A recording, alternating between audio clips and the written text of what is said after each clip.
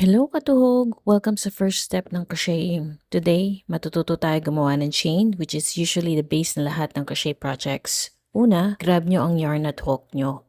Don't worry kung di perfect sa first try. Lahat tayo nagsisimula sa zero. Sa paggawa ng slip knot, ipapaikot natin sa yung tuturo natin.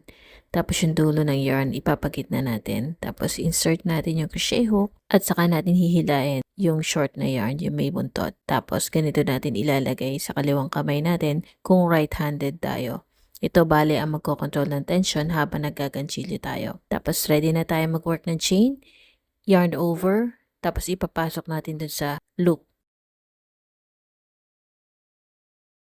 Ngayon, fun part, yarn over. Balutin ang yarn sa hook from back to front, tapos pull through sa loop sa hook. Ayan, first chain stitch mo na yon. Ulit-ulitin lang, yarn over, pull through, at watch your chain grow. Try mo panatilihing even ang tension. Hindi masyadong tight, hindi rin masyadong loose. Tandaan, practice lang ang kailangan. Kung di pa pantay-pantay ang first chains mo, normal lang yan. Count your stitches. At sa next tries, mas gaganda na yan. Crocheting is all about patience, creativity, at syempre fun. Kaya grab mo na ang hook mo, simulan natin gumawa ng chains, at mag-enjoy sa crochet journey mo.